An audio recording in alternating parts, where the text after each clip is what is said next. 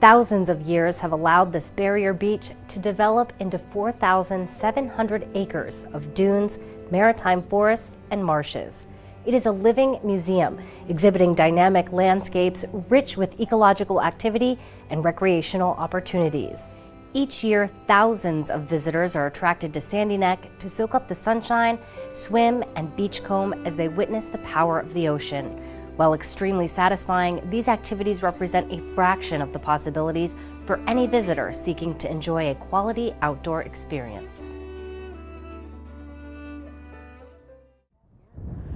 So here we are in the fall at Sandy Neck. I believe this is the best season on our beach. Many of the tourists have gone. It's back to locals to enjoy. And amazing vistas out here. We're up in the dunes, which of course is where you can't be. You can't walk up in the dunes. We need to protect all this habitat. But there are certain situations that you can come in here, and one of them is Cranberry Bog picking. This is the perfect time of year to get to our cranberry bogs, and you do need to check in with the gatehouse, let them know that you want to come out into the dunes. We can advise you where to go. And what you see behind me is a beautiful vista. We're looking west back towards the bathhouse. We're out by Trail 1. And lovely sand dunes, beach grass. We have our poverty grass, which is this low sort of heather looking thing. And then as you move down in the landscape, it's actually a wetland. It's a freshwater wetland behind me, which is a cranberry bog. So we're going to go down there in a minute and search around for cranberries, but you look for these low areas. There's kind of a red hue to it. That's the cranberry bog vine. And so those are the areas that you can pick. It's a native vine. It's what like Ocean Spray used. They took our vines or Cape Cod vines and then they created cultivars, and that's what you see in the actual bogs around that are human-made, but these are nature-made. And so let's hike down and have a look at that next. All right, so here we are down at the Cranberry Bog that we were looking at from up high there. Sandy Neck is best from up high. Really, you can see, well, first of all, you can see why they call it Sandy Neck, not Rocky Neck. Getting a little tired of that over the years, right? Very sandy. We're standing on a whole lot of sand. That's why it's called Sandy Neck. It is rocky on the beach a bit. The front beach, which is only a small portion of this amazing property, and that's because we're in a high velocity zone. So what happens on the front beach is the sand is taken away by that wave action, leaves the rocks. But down in here, we don't have wave action. We have this beautiful sand dune habitat, and way down low between the sand dunes is actually groundwater. So this is fresh water. Sandy Neck is big enough to be able to capture rain, and the rainwater, the fresh water, sits on top of the salt water underneath us, creating a freshwater lens. And then if you get low enough, you actually interact with that fresh water. So this is what you get. You get this cranberry vine, and here's a perfect cranberry. Quite a good year for cranberry. We have a lot of other plants going on here. It's ringed with bayberry, and our bogs are also important habitat to rare plants, as well as our spadefoot toad habitat, which is a rare toad on the Cape. So it has multiple importance to contributing to, you know, our rare and endangered species habitat on Sandy Neck. So a lot of stuff is here. Some of the important stuff is also on the front beach.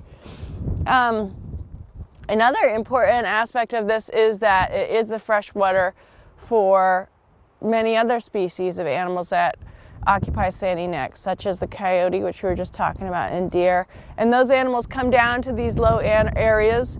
In the spring, obviously, this would actually be wet. Behind me would be like standing water, but this time of year, and in the summer, the water is below the surface, and they actually will dig a hole in the middle, and you'll see that as their area that they're getting their fresh water. So very important little wetlands. I've been studying these are kind of my favorites. I've been studying them since 2000. I've been at it with these, and I've been mapping them and restoring them. And so we have close to 300 of these on Sandy Neck, so quite a wealth. I had a beach buggy. It was the same shape as a UPS truck, and I built it into a four-wheel drive. In them days you had to have a four-wheel drive to get out here.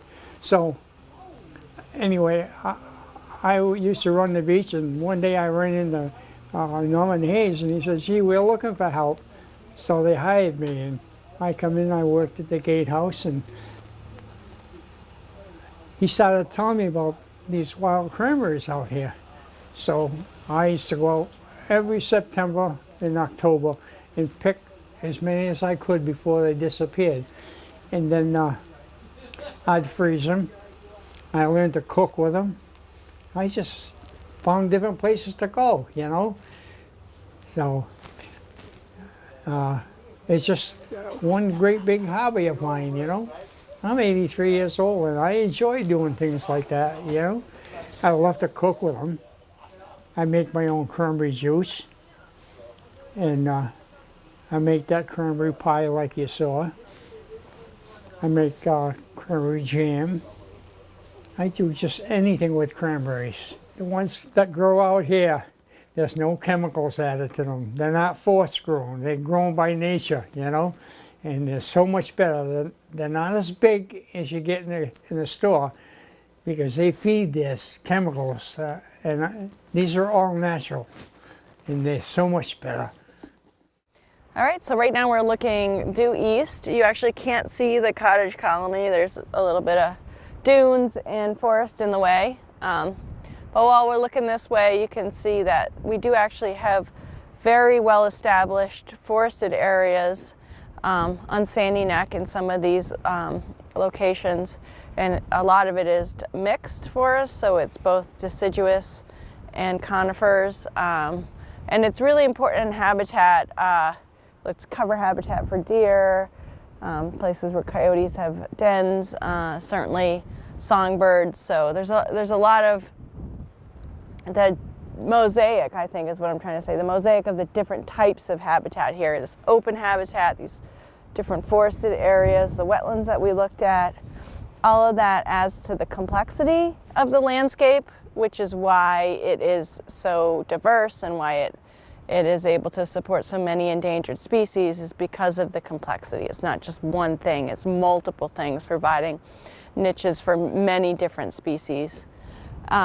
It's really exquisite landscape. You can see from here, you can see looks like you're over by the open water, so we're looking out at the Cape Cod Bay, obviously, right now, sort of towards P-Town. In fact, I believe I can see the tower. On nice days, you can see the P-Town Tower.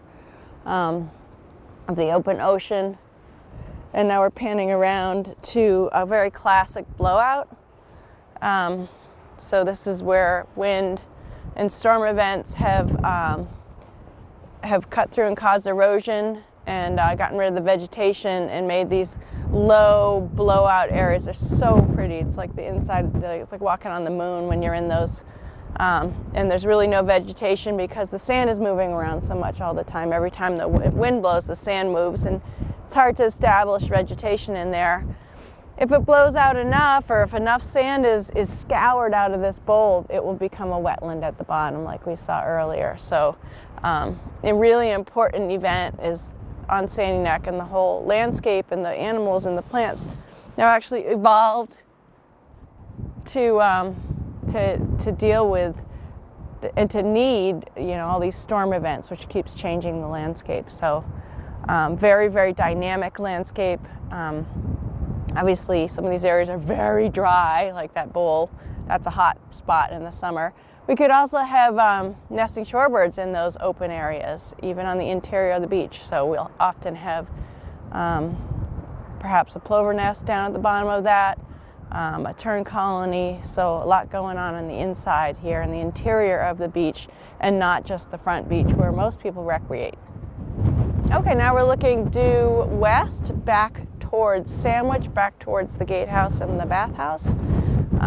This is a good shot of, again, the dune system. This whole barrier beach that we're standing on started developing in 1300 BC. So it started out as a little nub down there with no salt marsh. And then wind and tide brought sand material, and it started growing east. So you can imagine many, many moons ago, it was just a little lump of sand, and every year more sand was deposited, more sand was sculpted into these amazing sand dunes. Vegetation started developing on the sand dunes, thus stabilizing the dunes. And as the beach kept growing eastward or towards us, the salt marsh started developing behind it. And so the salt marsh began developing, and this was all determined through a study that did cores of our salt marsh and determined the age of it. That's how we know these dates, or roughly these dates. But the Great Marsh began developing behind the Sandy Neck system as it grew eastward. And now the Great Marsh is the largest on the Cape and second largest in Massachusetts, most definitely the most beautiful. And it stretches for miles and miles of salt marsh. Extremely healthy, productive system. Obviously, it's known for shellfish and wildlife and fisheries. But Sandy Neck is protecting this system, which is the definition of a barrier beach. It's protecting the Great Marsh and Barnstable Harbor. And it's doing a really good job. And part of the reason it's able to do such a good job through storm events is because it's relatively undeveloped. So the land is doing what it's supposed to do. It's supposed to move, it's supposed to recede, it's supposed to grow, not stay fixed. And by doing so, remains a barrier for the marsh, the harbor, and then ultimately the mainland as well. All right, so we're looking again for pretty much west at this point to off Cape and the cliffs of Plymouth. You can see those are eroding cliffs, and Sandy Neck is a accreting or developing beach, and that's part of the natural system that maybe isn't all that convenient for humans, but that's how it goes. And those cliffs are where we receive a lot of our sand.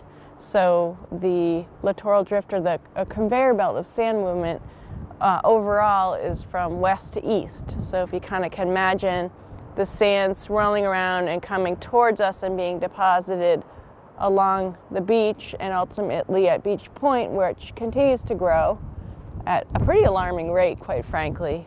The material does come from that area and drops off here. So sand models of this beach, which we've done recently through some grants, have really demonstrated that process, which again is a natural process. All of Cape Cod has areas of erosion and accretion, and we are following that path as well here. All right, we are at the halfway house. It's a town-owned cottage that is halfway down the beach, hence the name. So it's between trails 2 and 4. We actually don't have a trail 3. So a lot of people don't know that, but between 2 and 4. And it's a beautiful historic house, cottage. It was initially actually for cranberry harvesting, oddly. So the centerpiece was like a cranberry shack. And then the wings, the east and the west wings, were built after that. The cottage was given to the town, and it is deeded that it needs to be for educational purposes. And so for years and years, Dr. Auger from the high school was using it for educational purposes, bringing students out here, and they were learning about coyote and deer and turtle populations. Many people have approached me over the years and said that they've spent time out here and really enjoyed that opportunity. Dr. Auger has moved to the West Coast, and so we needed to sort of rethink what we wanted to do with this cottage. It has all been rehabbed. It was in pretty bad shape. Cottages out here get really beat up. It's kind of like a boat. It's a little bit of a labor of love, I think. So we were able to use volunteers and some seed money and fix it back up.